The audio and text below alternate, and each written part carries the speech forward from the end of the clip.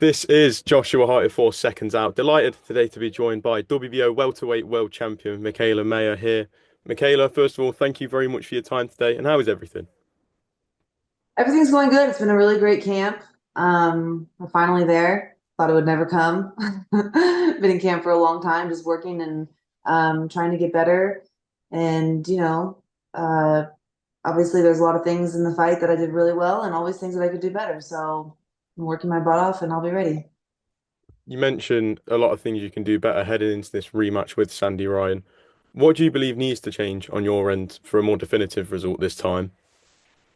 Um, well, I think that I had a good game plan for the most part. It took her half the fight to even adjust. So, but boxing and moving, and then also digging to the body. I'm naturally a boxer, but everyone knows that I like to sort of dig and bang on the inside a little bit. But that's Sandy's game plan, so don't want to get too caught up in that. But when I do, just impose my will more and make every round a little bit clearer. What have you taken away from that first fight with Sandy Ryan In what sense? in terms of what do you know about her now that you didn't know going into that first fight? So she definitely fought exactly how we thought she would fight. I don't expect her to switch up too much. I just maybe expect her to step on the gas a little sooner. I think she knows she got outboxed for the first half of that fight. Um, so I think that she's going to do the same thing that she does. She's just going to try and start a little sooner. Um, but yeah, I think that it was a good, exciting fight. And because of our styles, you're not going to get anything but another action-packed one. Like I don't think there's going to be like, any running or any lack of entertainment for this fight. She obviously wants her belt back, and I want to keep it. So the fans will be entertained no matter what. Now, the rematch can be seen live on Sky Sports here in the UK for the UK fans that do want to watch. Was there any point where you maybe thought you'd go down a different avenue, maybe the rematch would kind of just be forgotten about with Sandy Ryan? I didn't look past the rematch. I said it in the post-fight interview that I wanted to go back and see what my options were, but I wasn't opposed to a rematch. And I've always done what the fans wanted, and the views were incredible for that fight, and the fans really wanted a second one. So we looked at a couple other options, and we just decided that Sandy was the best fit, and we decided to offer her the rematch. Which I didn't have to do. I could have easily fought somebody else. I could have sat out and waited for Lauren Price to unify. So I didn't have to give her this rematch, but I'm doing it because that's just the type of fighter that I am. That's what the fans want to see.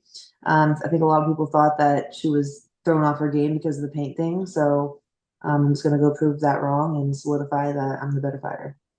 You mentioned the paint incident. Do you believe going into this rematch and what happened to Sandy in the build up to that first fight on the fight day, are you expecting a more fired up version of Sandy Ryan this time round? Um, well, I don't know. I mean, I don't know. The paint obviously fired her up. So she said that she fought with anger. Um, So I don't know how much more fired up she can be, assuming everything goes smoothly.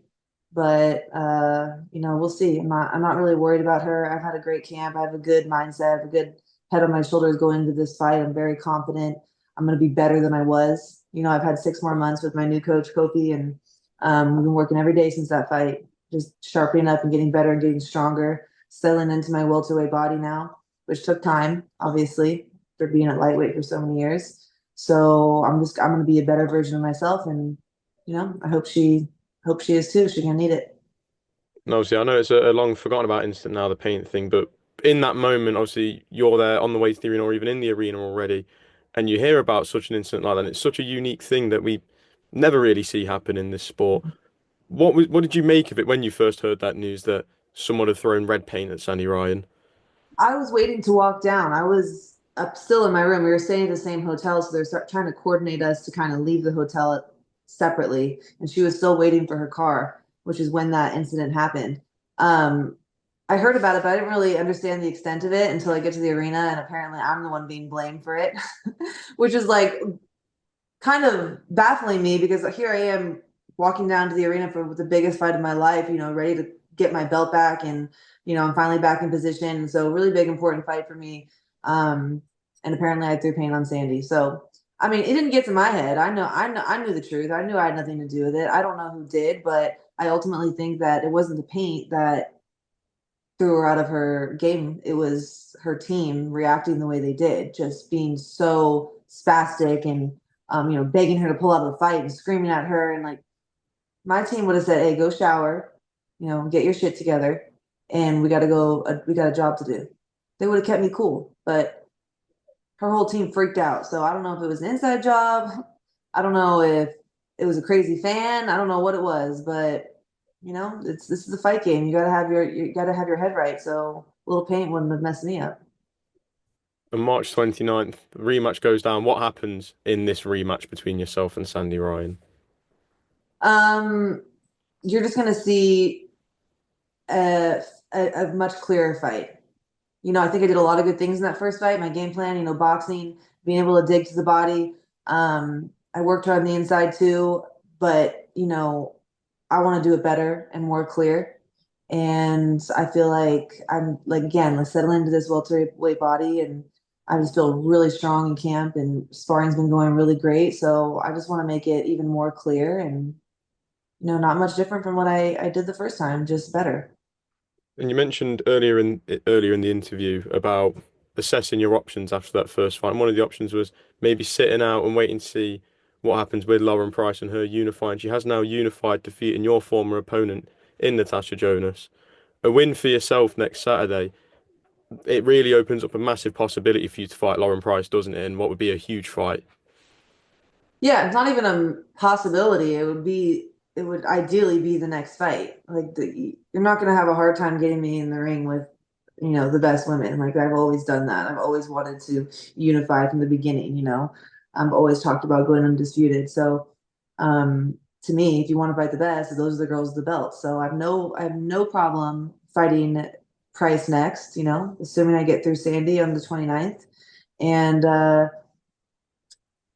the teams will start that negotiation. I don't know what that's going to look like. I don't plan on going to Wales, but money talks, so we'll see. So if the price is right, we could see Mikaela Mayer over in Wales If this the price is right, yes, I like year. that. What did you make of Lauren Price's win over Natasha Jonas? She boxed and moved like I thought she would. That's always been her style, even coming from the amateurs. So she boxed and moved like I thought she would. I knew that her movement and her speed would that was what she sort of had on Natasha Jonas. I just think Natasha had a wrong game plan. You got to press a fighter like that. You can't stay on the outside and let them pick you. And she just sort of waited too long. So I don't know if that was her team and her game plan that she messed up, or if she just wasn't feeling the fight. If she just couldn't get it together mentally or physically for that fight. I don't really know. But yeah, I thought it would be a little bit more action packed than that. Obviously, just on Natasha Jonas, it's unsure where her career goes from here. Obviously, her trainer Joe Gallagher has mentioned numerous times that he would have liked her to retire after the fight with you.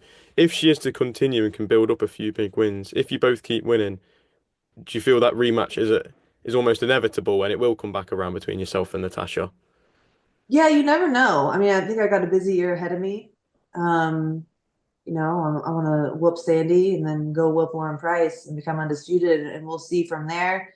But you just never know how things are going to play out. I'm not opposed to it. I would love to get back on that, and um, get the win over her that I feel like I deserved in the first place. But um, you know, we'll just see how this year goes.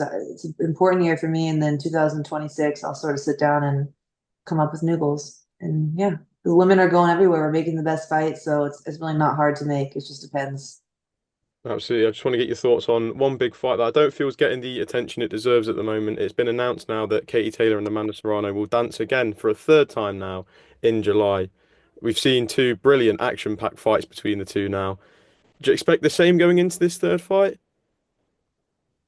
Yeah, so obviously we're definitely gonna get another action-packed fight. I mean, we saw two already, pretty similar. I mean, at this stage, like Katie has her style and Amanda has her style. Like they're not gonna switch up a whole lot, right? Like you know where you're gonna get from both of them. Um, the last fight with Katie getting a point taken away, it's really hard to understand how Serrano didn't get that decision. So usually when you have an 0-2 matchup, Katie's won twice. You don't have a trilogy, but I can see why this is happening, right? It makes sense. Um, so we'll see. I don't know what Serrano's got to do to make sure that she gets that win, but I don't care either way. I'm a fan of both of them. I support them both, and I think we all just want to see a good fight. So and the right winner. Obviously, you mentioned the fact that it is 2-0 right now to Katie Taylor. Were you shocked to see that the trilogy was the ultimate option, especially when a lot of talks were being held for Katie Taylor to have a trilogy with Chantel Cameron, where it's one fight apiece at that level? Well, I do think that Chantel Cameron should have a trilogy with Katie Taylor. I think that makes the most sense, and I feel bad that she's getting kind of pushed aside right now. But I understand why she's fighting Serrano. Like the money they made for the last fight is insane. Like at this stage in their career, they got to, they fought their whole life. They got to go for the money and what is going to help them secure a life past boxing. So I totally understand the business side of it, but hopefully Chantel gets her rematch. Hopefully, Katie comes back and gives that trilogy to Chantel. Absolutely. Just one more from myself. We've seen a lot of news, obviously, given this impact that Turki Al-Sheikh has had. We've seen him start to move into the female side of boxing, obviously hosting the first fight over there at the back end of last year. With this news of this TKO group emerging into boxing, do you believe it will have a big impact on the female side of boxing and bring even more attention to it? Yeah, I mean, maybe we'll see. I'm not opposed to the TKO. I think that the more promotions there are, the more opportunities for young boxers to have a career in the sport is always great. Right now, boxing is tough. It's tough to get signed by a promoter. They're not signing as many people as they used to, and so there's a lot of people who are kind of not getting the opportunity to have a career in the sport. So hopefully, I don't know what that league is going to look like, but ultimately there's going to be more options for more up and coming fighters, so which is great. Um, Hopefully Turkey decides to work with the women eventually. I don't know, but I think that he would be intrigued by some big fights, in which there are a lot of really big fights in women's boxing right now. So I think something really big and exciting, a big matchup would intrigue him to promote it. So we'll see. Absolutely. Just lastly from myself, have you got a message for Sandy Ryan ahead of the rematch live on Sky Sports here in the UK? um, no message. She knows what it is. I'm gonna come and be a better, stronger, more accurate, faster fighter than I was, 4 months ago. I 100% believe that. So I hope she's ready. I hope she's not. Hope she's worked on her boxing and not just a ton of strength and conditioning, which I see her doing. She's gonna need that agility. She's gonna need that speed, and she's not taking my belt though.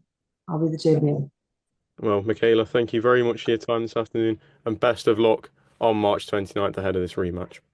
Thank you.